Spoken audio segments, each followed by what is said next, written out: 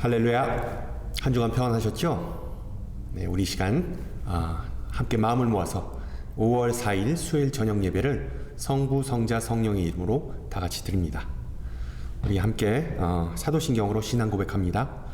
전능하사 천지를 만드신 하나님 아버지를 내가 믿사오며 그 외아들 우리 주 예수 그리스도를 믿사오니 이는 성령으로 잉태하사 동정녀 마리아에게 나시고 본디오 빌라도에게 고난을 받으사 십자가에 못 박혀 죽으시고 장사한 지 사흘 만에 죽은 자 가운데서 다시 살아나시며 하늘에 오르사 전능하신 하나님 우편에 앉아 계시다가 저리로서 산자와 죽은 자를 심판하러 오시리라. 성령을 믿사오며 거룩한 공예와 성도가 서로 교통하는 것과 죄를 사해 주시는 것과 몸이 다시 사는 것과 영원히 사는 것을 믿사옵나이다. 아멘. 찬송가 545장 하시겠습니다. 예전 찬송가는 344장입니다. 545장 이 눈에 아무 증거 아니 배워도 힘차게 찬양하시겠습니다. 이 눈에 아무 증거 아니 배워도 믿음만을 가지고 선을 걸으며 이 귀에 아무 소리 아니 들려도 하나님의 약속 위에 서리라. 걸어가세 믿음 위에 서서 나가세 의심 버리고 걸어가세 믿음 위에 서서 눈과 귀에 아무 증거 없어도 이 눈이 보기에는 어떠하든지 이미 얻은 증거대로 늘 믿으며 이 말에 의심 없이 살아갈 때에 우리 소원 주 안에서 이루리. 걸어가세 믿음 위에 서서 나가세 의심 버리고 걸어가세 믿음 위에 서서 눈과 귀에 아무 증거 없어도 주님의 거룩함을 두고 맹세한 주 하나님 아버지는 참 이쁘다. 그 귀한 모든 약속 믿는 자에게 능치 못할 무슨 일이 있을까. 걸어가세 믿음 위에 서서 나가세 의심 버리고 걸어가세 믿음 위에 서서 눈과 귀에 아무 증거 없어도. 아멘. 오늘 저녁 하나님께서 우리에게 주신 말씀 누가복음 24장 36절에서 49절 말씀입니다. 제가 가진 성경으로 신약 141페이지입니다. 누가복음 24장 36절에서 49절 말씀을 받들어 봉독합니다. 이 말을 할 때 예수께서 친히 그들 가운데 서서 이르시되 너희에게 평강이 있을지어다 하시니 그들이 놀라고 무서워하여 그 보는 것을 영으로 생각하는지라. 예수께서 이르시되 어찌하여 두려워하며 어찌하여 마음에 의심이 일어나느냐. 내 손과 발을 보고 나인 줄 알라. 또 나를 만져보라. 영은 살과 뼈가 없으되 너희 보는 바와 같이 나는 있느니라. 이 말씀을 하시고 손과 발을 보이시나 그들이 너무 기쁨으로 아직도 믿지 못하고 놀랍게 여길 때에 이르시되 여기 무슨 먹을 것이 있느냐 하시니 이에 구운 생선 한 토막을 드리니 받으사 그 앞에서 잡수시더라. 또 이르시되 내가 너희와 함께 있을 때에 너희에게 말한 바 곧 모세의 율법과 선지자의 글과 시편의 나를 가리켜 기록된 모든 것이 이루어져야 하리라 한 말이 이것이라 하시고 이에 그들의 마음을 열어 성경을 깨닫게 하시고 또 이르시되 이같이 그리스도가 고난을 받고 제3일에 죽은 자 가운데서 살아날 것과 또 그의 이름으로 죄 사함을 받게 하는 회개가 예루살렘에서 시작하여 모든 족속에게 전파될 것이 기록되었으니 너희는 이 모든 일의 증인이라. 볼지어다 내가 내 아버지께서 약속하신 것을 너희에게 보내리니 너희는 위로부터 능력으로 입혀질 때까지 이 성에 머물라 하시니라. 아멘. 예전에 신학교에서 박사생들을 위한 예배학 세미나에 참석했는데 각종 문화에 따른 장례 예배가 그 주제였습니다. 각종 문화에 따른 장례 예배.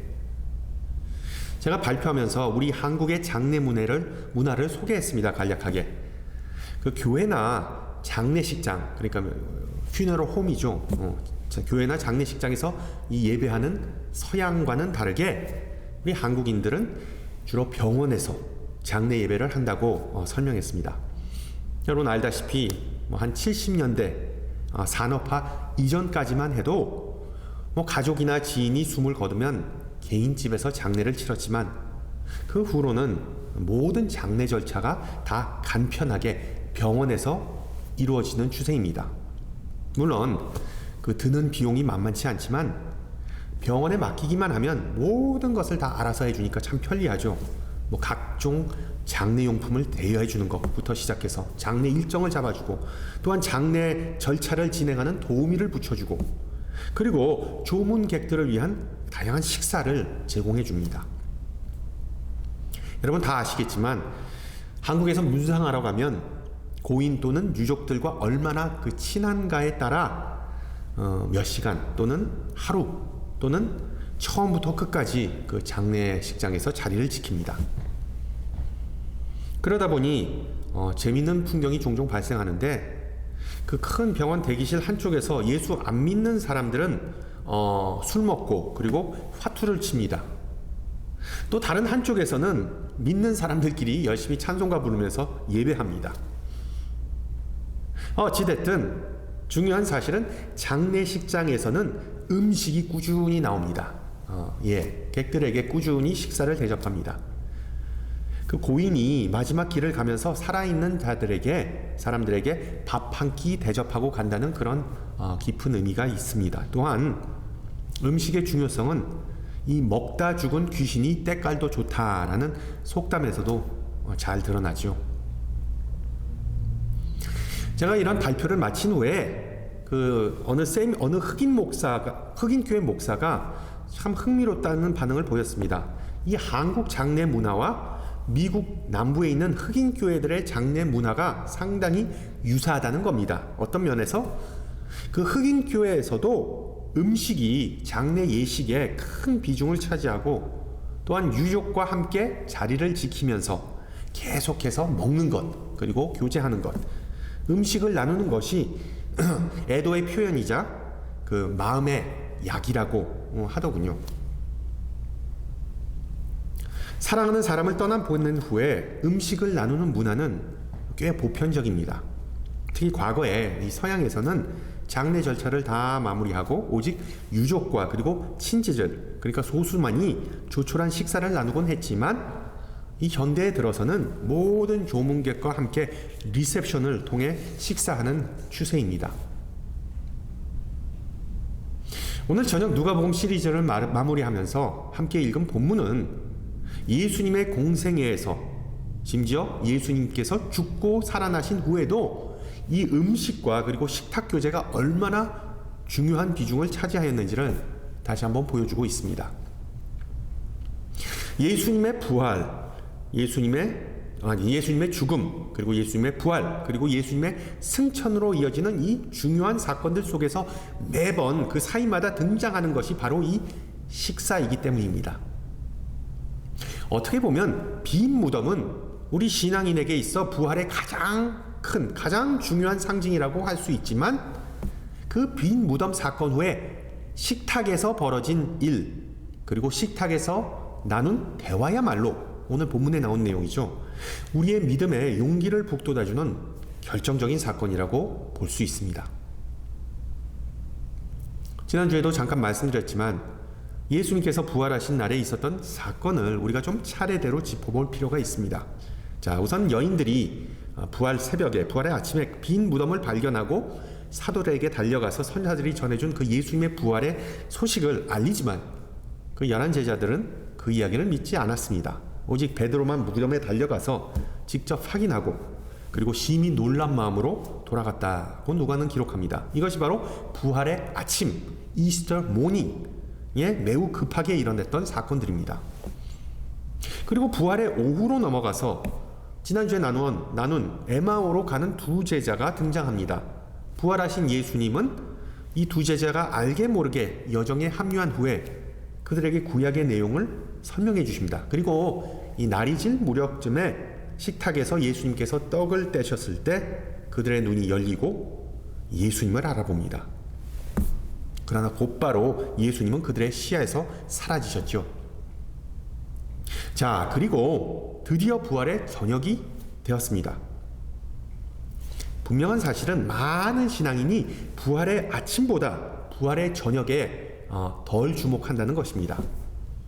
아무래도 평범한 식탁보다는 빈 무덤이 더 신기하기 때문이겠죠. 그래서 부활의 저녁은 별로 중요하지 않고 평범하고 좀 지루하다는 생각을 할 수도 있겠지만 절대로 그렇지가 않습니다. 엠마오로 가던 두 제자가 발걸음을 돌려 다시 예루살렘에 가서 11 제자들을 만났던 곳은 여러분 다시 한번 기억하세요. 다름 아닌 다이닝 룸. 우리 한국말로는 다이닝 룸이란 게 정확한 그 번역이 없죠. 식당은 아니지만 다이닝 룸이었다는 사실을 우리는 자주 간과합니다. 바로 넓은 식탁이 있던 그 식탁 교제를 나누던 그곳에서 마치 헛것 유령을 방불케 하듯 예수님은 갑자기 나타나서 제자들의 간을 떨어지게 만듭니다. 여러분 더 웃긴 내용은 뭡니까? 제자들에게 하신 말씀이 있죠. 38절 나를 만져보라 영은 살과 뼈가 없되 너희 보는 바와 같이 나는 있느니라. 여러분 생각해 보세요. 그런 상황에서 어떤 간 큰 제자가 예수님을 직접 만져보겠습니까? 없죠. 없습니다. 당연히 반응이 없으니까 아무도 자신을 안 만지니까 못 만지니까 예수님은 자신이 직접 물건을 만지고자 하십니다. 어떻게? 예수님은 구운 생선 한 마리를 가지고 오라고 하셔서 그 생선을 제자들이 보는 자리에서 드십니다. 그러니까 자신이 귀신이 아니라는 것을 증명하기 위해 스낵을 드실 수밖에 없었다는 사실, 좀 아이러니한 부분이죠. 그 후에 제자들과 함께 식탁에 모여 앉아 예수님은 그들에게 주어진 임무, 사명, 즉 미션을 상기시켜 줍니다. 승천하기 전까지 많은 시간이 남지 않았다는 것을 예수님은 아시고 다시 한번 모세의 율법과 선지자의 글과 시편의 날을 가리켜 기록된 모든 것이 이루어져야 라고 말씀하십니다. 즉 예수님은 성육신하신 말씀이자 구약을 통해 하나님께서 말씀하신 모든 내용을 성취하는 분심을 설명해 주시는 것이죠. 그러나 여태까지 정신을 차리지 못하는 제자들에게 열심히 설교를 해봤자 그들이 얼마나 이해하고 아멘으로 화답하겠습니까? 그래서 예수님은 그들의 마음을 열어서 성경, 즉 구약에서부터 예수님의 죽음과 부활에 이르는 그 온 과정을 깨닫게 하셨다고 누가는 기록하고 있습니다. 자, 여러분 여기서 누가는 비록 깨닫다라는 단어를 사용하지만 이것은 어떤 인간이 노력해서 스스로 이해한다는 그런 의미가 아니라 하나님께서 위로부터 아래로 알게 해주셨다는 의미이죠. 여러분 기억하세요. 기독교는 도 닦아가지고서는 해탈하는 그런 깨달음의 종교가 아니라 계시의 종교입니다. 계시의 종교. 즉 예수님을 온전히 알고 이해하는 것은 전적인 하나님의 선물이라는 것입니다. 어찌 보면 예수님께서 제자들과 식탁에서 나눈 말씀은 단순한 성경 공부가 아니었습니다. 오히려 예수님께서 제자들의 그 고달프고 굶주린 영혼과 마음을 채워주신, 그 마음을 먹여주신 그런 사건이었습니다. 즉 자신의 장례식을 다 치른 후에 예수님은 구운 생선으로 식사를 하셨고 마치 장례식에 문상 온 사람처럼, 그리고 말씀으로 제자들 또한 먹이셨습니다. 예, 저는 이 내용을 보면서 금강산도 식후경이라는 표현이 문득 머리에 떠오르더군요. 입을 꽉 다문 채 식사를 할 수 없듯, 음식을 섭취할 수 없듯, 예수님께서 우리의 영혼을 먹이실 때 우리의 마음 또한 활짝 열려야 있어야 한다는 것은 당연한 이치겠죠. 여러분, 우리가 성경을 읽다 보면 그 내용이 쉽지 않고 때로는 헷갈릴 때가 있습니다. 그럴 때마다 우리가 낙심하지 말고 말씀의 의미를 열심히 탐구하는 그런 자세도 중요하겠지만, 더 중요한 것은 지혜의 원천이신 예수님을 의지하는 마음입니다. 예수님의 말씀 그 자체와 성령님의 인도하심을 우리가 의존하면 말씀에 대한 통찰력이 결국 생기기 때문이죠. 여러분, 성서 해석에 대한 논쟁은 예부터 끊이지 않았습니다. 1860년대 미국 바이블 벨트 지역, 그러니까 남부 지역이죠. 지금 거의 침례교단에 많이 자리 잡고 있는 그 바이블 벨트 지역의 상당수 백인 목사들은 성경의 특정한 구절을 인용하면서 노예 제도를 옹호하기도 했습니다. 그 전에 16세기 초에도 누구의 성서 해석이 올바른 것이냐를 놓고 종교개혁자들과 그리고 로마 캐톨릭 교회의 그 힘겨루기가 있었습니다. 이것에 대해 종교개혁자 존 낙슨을 포함한 그 스코틀랜드의 교회 지도자들은 성서 해석이 어떤 개인이나 어떤 단체나 심지어 교회의 전매 특허가 전유물이 아니다라는 과감한 선언문을 작성합니다. 따라서 모든 신앙인은 성령을 의지하면서 예수님의 언행을 통해서 성경을 이해할 것을 그들은 주문했습니다. 예를 들면 모세는 민수기 31장에서 미디안 사람들에 대해 아이들 중에서 남자는 다 죽여버리고 남자와 동침하여 사내를 아는 여자도 다 죽여라 라는 그런 과격한 발언을 했습니다. 그러나 예수님은 마태복음 19장에서 어린이들을 내게로 오게 하라고 말씀하셨습니다. 아모스 선지자는 주님의 심판의 날에 대해 그날은 오직 암흑이요 빛이 없으리라 라고 기록하지만, 예수님은 요한복음 8장에서 나는 세상의 빛이다 라고 말씀하십니다. 그리고 시편 7편은 여호와여 진노로 일어나사 내 대적들의 노를 막으시며 나를 위하여 깨소서 라고 기록하지만, 예수님께서는 산상수훈에서 원수를 사랑하고 너희를 핍박하는 자를 위하여 기도하라 라고 말씀하셨습니다.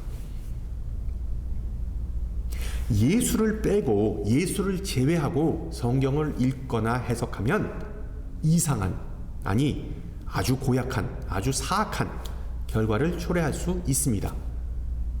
마치 이슬람 근본주의자들이 보이는 행태를 우리 그리스도인들도 여전히 따라할 수 있다는 것이죠. 오늘 우리가 사는 이 사회에서 신실한 믿음은 무엇이냐에 대한 답의 실마리는 오직 예수님께서 우리의 마음을 열어주심을 통해서만 우리가 얻을 수 있게 됩니다. 그래서 이 스코틀랜드 신앙 고백문에는 다음과 같은 구절이 있습니다. 기독교 신앙에 어긋나는 그 어떤 해석도 우리는 받아들이지 않을 것이고 사랑의 법칙에 어긋나는 해석 또한 우리는 배척한다. 쉽게 말하면 우리가 성경을 읽을 때 예수 그리스도에 대한 믿음과 이웃을 사랑하는 마음이 반드시 있어야 한다는 의미입니다. 비록 예수님으로부터 영혼의 양식을 배불리 받아 먹었지만 제자들은 여전히 망설이면서 누가 과연 먼저 테이프를 끊을 것이냐를 놓고 눈치 작전을 벌이죠. 잘 생각해 보니까 예수님께서 말씀하신 그 회개와 죄 사함의 메시지를 선포한다는 것, 이거 절대 만만치 않아 보이기 때문이죠. 그러자 예수님은 다시 비스듬히 식탁에 기대시면서 제자들을 손가락으로 콕 가리키면서 너희는 이 모든 일의 증인이다. 볼지어다 내가 내 아버지께서 약속하신 것을 너희에게 보내리니 너희는 위로부터 능력을 입을 때까지 이 성에 머물라 하시느니라 라고 말씀하셨습니다. 자, 이제 밥을 먹었으면 산책을 해야죠. 예수님은 예전에 부활한 나사로의 무덤이 있었던 베다니로 제자들과 함께 걸어가십니다. 마지막으로 제자들을 축복하신 후에 그리고 하늘로 올리우십니다. 승천하십니다. 이 부활 후 40일 동안 세상에 머무셨다는 다른 복음서들의 기록과는 다르게 누가복음에서 부활의 저녁 이야기는 예수님의 승천으로 갑작스레 막을 내립니다. 결과적으로 제자들은 예수님을 경배하면서 예루살렘으로 돌아가서 성전에 머물면서 꾸준히 하나님을 찬양했다고 누가는 기록합니다. 이처럼 부활의 저녁에 일어난 사건을 우리가 자세히 살펴보면 제자들에게 주어진 지상 명령이 빈 무덤, 부활의 아침인 그 빈 무덤이 아니라 부활의 저녁, 즉 꽉 찬 푸짐했던 식탁에서부터 시작했다는 사실을 우리는 알 수 있습니다. 예수님은 그 식탁에서 육신을 위한 양식, 즉 구운 생선뿐만 아니라 우리의 영혼을 위한 양식, 즉 하나님의 말씀을 나누셨다는 점을 기억하시기 바랍니다. 따라서 오늘 본문의 메시지는 일종의 식탁 제자도입니다. 식탁 제자도. 즉 예수 그리스도의 제자는 공동으로 함께 식탁에서 떡을 나누고 말씀을 나누면서 완성된다는 그런 의미입니다. 우리 그리스도인들이 주일마다 함께 모여서 예배하는 신학적인 근거가 몇 가지 있지만 그 중에 하나는 바로 하나님의 백성, 하나님의 한 가족의 일원으로서 생명의 떡이자 그리고 말씀이신 예수 그리스도를 나누기 위함이 아니겠습니까? 바로 예수님께서 부활의 저녁에 제자들에게 나타나셔서 베푸셨던 그 은혜를 우리가 주일 예배를 통해서 재현하는 것이기도 합니다. 여러분, 현대화와 함께 교회에서 주일 저녁 예배가 거의 없어지는, 거의 없어진 추세입니다. 주일 저녁 늦게까지 예배 드리고 나면 그 다음날, 월요일날 아침 일하러 가기가 더욱더 쉽지 않은 것 또한 사실입니다. 근데 보다시피 주일 예배는 아침 10시나 11시에 드리는 것보다 주일 저녁에 드리는 것이 누가복음, 특히 복음서의 전통과 더 일치하는 것입니다. 그래서 고린도 교회와 더불어 많은 그 초대교회들이 공동체가 주일 저녁에 모여서, 주일 아침이 아니라 주일 저녁에 모여서 함께 떡과 말씀을 나누었다고 성경은 기록하고 있죠. 또한 우리 신앙인들은 그리스도 안에서 형제, 자매이자 한 가족이기 때문에 예수님의 유산을 이어받은 자들이기도 합니다. 바로 회개와 그리고 죄 사함을 선포하는 것. 그것이 바로 예수님의 위대한 업적이자 우리가 계승해야 할 가족관입니다. 가족관. 또한 예수님께서는 제자들이 예수님과 함께 식탁을 나눌 때 느꼈던 그 감사함과 gratitude, 그리고 관대함, generosity, 그 두 가지를 나타내기를 원하셨습니다. 마찬가지로 우리도 예배를 통해 주님께서 사망 권세를 이기셨다는 그 은혜를 찬양하고 감사하고 또한 그 복된 소식을 듣는 이들을 향해 관대하기를, 열린 마음이기를, 아낌없이 주는 마음이기를 원하십니다. 즉 복음과 교회에 대해 적대감을 드러내는 이들에게 같이 얼굴을 붉히면서 그냥 똑같이 되돌려주지 말라는 그런 의미이기도 하지요. 마지막으로 예수님께서 남기신 유산 중에, 가족관 중에 하나님 나라, 하늘나라의 열쇠가 있습니다. 성령의 은사가 바로 그것인데 그 능력은 결코 사사로운 목적에 쓰실 것이 아니라 온 세상 만민을 위해 사용하라는 단서를 덧붙이셨죠. 안타깝게도 많은 신앙인은 세계 선교를 부수적인 것으로 간주하는 경향이 있습니다. 내가 먼저 영적으로 채워지고 우리 교회가 먼저 부흥해야 선교사들도 제대로 후원할 수 있을 거 아닌가. 물론 맞는 말입니다. 그런데 우리가 이것을 조금 바꾸어 말하면 나는 아직 케어가 필요하다. 돌봄이 필요하다. 나는 성숙한 신앙인이 아니다. 아직. 내 코가 석자다. 우리는 준비가 아직 안 됐다. 라는 그런 뉘앙스를 포함하는 것입니다. 그러나 여러분, 예수님은 분명히 말씀하셨습니다. 제자들에게 너희는 더는 햇병아리와 같은 구경꾼이 아니다. 너희는 독수리와 같은 나의 증인이다. 여러분, 이 제자들 절대로 자수성가한 사람들이 아니었습니다. 3년이라는 기간을 통해 예수님을 보고 배우고 예수님께서 손수 키우신, 예수님께서 손수 빚으신 그런 사람들이었습니다. 예수님과 한 가족으로 지내면서 그의 형상대로 세워진 제자들은 이제 감사함과 그리고 관대함을 마음에 품고 예수님의 유산을 다른 이들과 나누기를 시작했습니다. 성전에 남아 늘 하나님을 찬양했다라고 누가는 기록하는데 바로 이것이 감사하는 모습이죠. 또한 사도행전은 제자들이 가진 것들을 함께 나누었기에 그들 가운데 부족한 사람이 없었다라고 기록합니다. 바로 관대함과 베품의 증거입니다. 마지막으로 베드로는 사도행전에서 누구든지 예수를 믿는 자는 그의 이름을 통해 구원을 얻는다라고 선포합니다. 바로 부활하신 예수님의 유언 혹은 유산을 다른 이들에게 전하는 모습이죠. 보다시피 예수님은 너무나 많은 선물과 유산을 제자들과 그리고 우리에게 남겨주셨습니다. 그리고 이 모든 것은 다름 아닌 식탁, 바로 식탁에서 시작되었습니다. 유유상종, 제자들은 예수님과 한 가족처럼 삶을 나누면서 그의 형상과 유산을 이어받았습니다. 따라서 그리스도 안에서 한 가족 된 우리가 예수님의 형상을 담는다는 것은 감사를 표명하고 감사에 대해 서로 얘기를 나누는 것으로부터 시작합니다. 우리 현대인의 비극 중에 하나는 참된 감사가 점점 더 사라진다는 점이죠.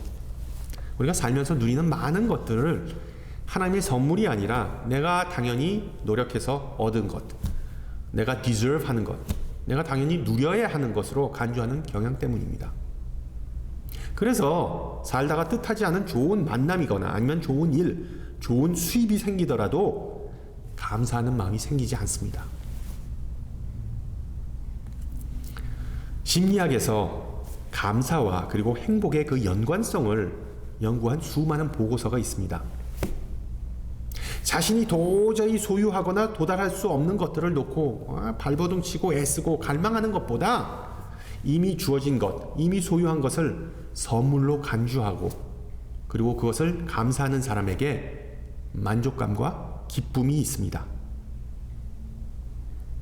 부활하신 예수님은 제자들에게 갑자기 정말 뜻하지 않게 주어진 선물이었기 때문에 그들은 그 기쁨이 주체할 수 없는 기쁨이 있었고 그 넘치는 감사와 만족감 때문에 결과적으로 하나님을 끊임없이 찬양할 수 있었던 것이죠. 증인된 우리 신앙인들이 가꿔야 할 또 하나의 유산은 바로 베품과 그리고 또한 나눔입니다. 베품과 나눔. 여러분, 초대교회의 아낌없는 마음은 바로 식탁에서부터 떡을 나누는 것에서부터 시작했습니다. 우리는 보통 그 기부나 구제를 어떤 개인적이고 사적이고 은밀한 것으로 간주하는 경향이 있습니다. 아마도 마태복음 6장에서 예수님께서 말씀하신 은밀한 구제, 즉 오른손이 하는 것을 왼손이 모르게 하라는 그 구절 때문인 것 같습니다. 그렇지만 구제하는 것을 가정에서 아니면 소그룹 모임에서 아니면 교회에서 공론화하는 것은 분별력을 키우고 실수를 줄이는 장점과 더불어 다른 이들도 베푸는 과정에 참여시킨다는 그런 이점이 있습니다. 구제와 나눔을 주제로 토론하면서 우리 자신은 하나님의 은혜를 받아먹는 사람뿐만이 아니라 그 은혜를 나누어주는 사람이라는 우리의 정체성을 다시 한번 깨달을 수 있습니다. 그래서 여러분 가운데 자녀가 있으신 분들은 어디 도네이션을 하거나 체리티, 구제의 손길을 베풀 때 자녀들에게 알려주시고 함께 기도하시기 바랍니다. 그게 바로 그리스도의 작은 증인들을 키우는 올바른 양육법이기도 하죠.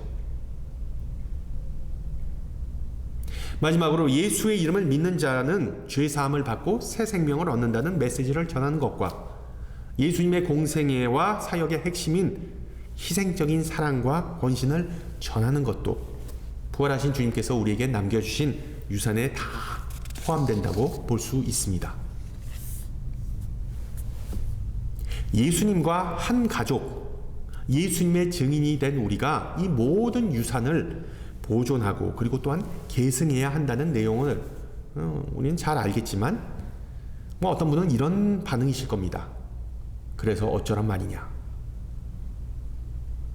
그 유산을 빛 좋은 개살구가 아닌 실제로 구현하는 것, 그 방법에 대해 우리는 의문을 가질 수가 있습니다.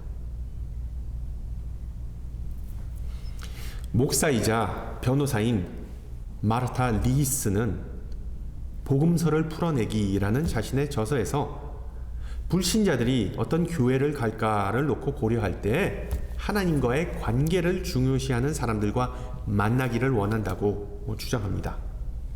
그래서 리즈 목사는 교회에 진심으로 관심 있는 사람, 소위 말하는 구도자는, 초신자는 절대로 친교 모임을 찾는 것이 아니다 라고 말하면서 그리스도의 복음을 전하고자 하는 모든 사람의 가장 중요한 특징은, 즉 우리 교회의 가장 중요한 특징은 바로 신실하게 기도하는 기도 생활임을 상기시켜 줍니다.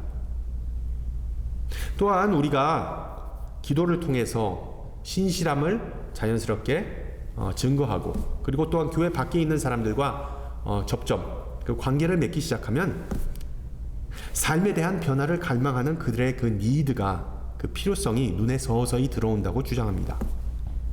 즉 초신자들은 교회가 자신을 좀 환대하고 받아주는 것을 느끼고 싶다는 것이죠.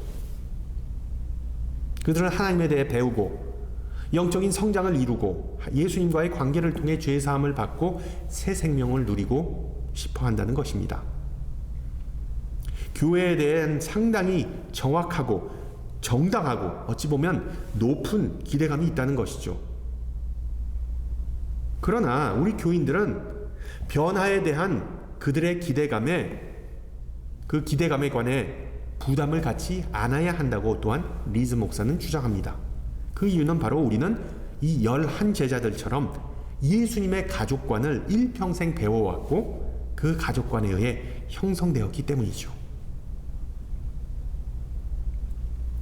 자, 요약해보면 기도 생활, 모든 신앙인은 다 할 수 있습니다. 기도할 줄 몰라서 기도 안 하는 사람은 없습니다.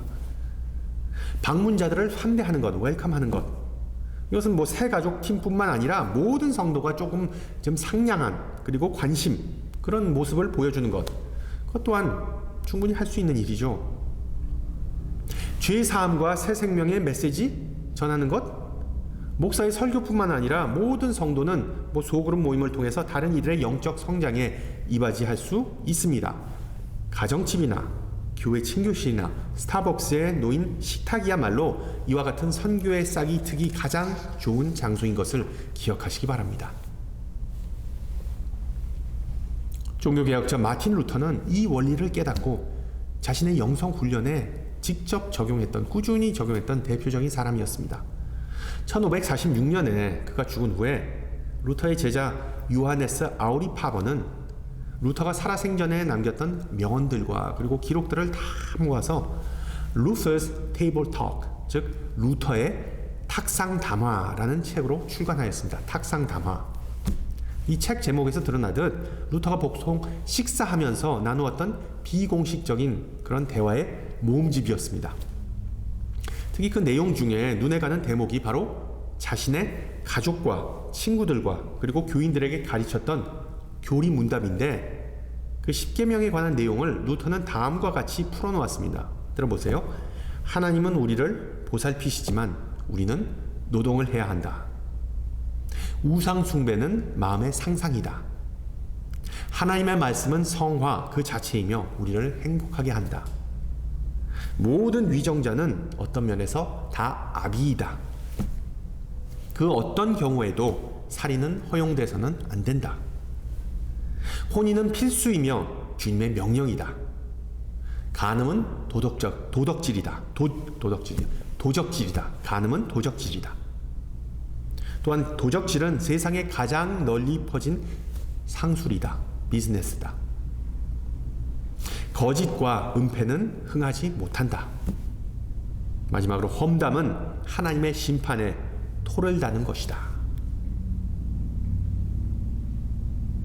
목사인 저도 식탁에서 식사하면서 이런 생각을 하거나 다른 이들과 대화를 나눈 것이 힘듭니다. 아마도 그래서 저는 마틴 루터와 같은 영적 거인이 될 수 없는 것 같습니다. 그러나 여러분 기억하시기 바랍니다. 우리가 신앙인으로 살아간다는 것은 무슨 의미입니까? 기독교 신앙의 핵심은 과연 무엇입니까? 바로 예수 그리스도의 죽음과 부활 아니겠습니까? 따라서 부활의 아침에서 시작해서 부활의 저녁까지 이어진 모든 사건은 예수님의 제자들뿐만 아니라 우리가 일평생 놓치지 말고 회상하고 그리고 또한 전해야 할 이야기인 것을 명심하시기 바랍니다. 우리가 모두 그 아름다운 이야기를 계속해서 써가면서 부활의 증인으로 날마다 살아가는 은혜가 있기를 주님의 이름으로 축원합니다.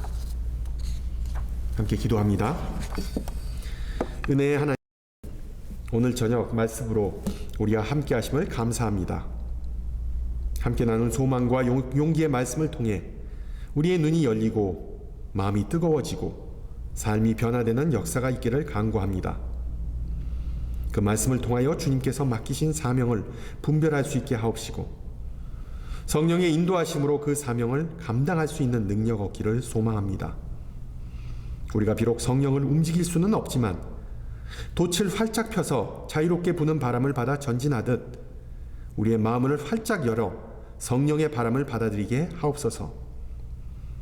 주님께서 제자들을 찾아가서 식탁 교제를 통해 지혜와 사랑을 나누어 주셨듯이 우리도 다른 이들을 찾아가서 그들에게 손을 내밀고 그들을 초대하고 주님의 품으로 인도할 수 있기를 기도합니다. 우리가 모두 주님의 증인임을 다시 확신하고 주님의 몸된 교회를 세우고 주님께서 물려주신 유산을 잘 보존하고 계승하게 하옵소서. 항상 그리스도의 십자가와 부활하심이 우리의 고백과 선포의 중심이 되게 하옵소서. 함께 주님 가르쳐 주신 기도합니다. 하늘에 계신 우리 아버지여, 이름이 거룩히 여김을 받으시오며 나라의 임하옵시며 뜻이 하늘에서 이룬 것 같이 땅에서도 이루어지이다. 오늘날 우리에게 일용할 양식을 주옵시고 우리가 우리에게 죄 지은 자를 사하여 준 것 같이 우리 죄를 사하여 주옵시고 우리를 시험에 들지 말게 하옵시고 다만 악에서 구하옵소서. 대개 나라와 권세와 영광이 아버지께 영원히 있사옵나이다. 아멘. 네, 한 주간 평안하시고요. 혹시 광고를 못 들으신 분들 위해서 다시 말씀드리지만 다음 주 수요일은 총회 모임 관계로 라이브 스트림 예배가 나갈 예정입니다. 저는 2주 후 있다가 다시 찾아뵙겠습니다.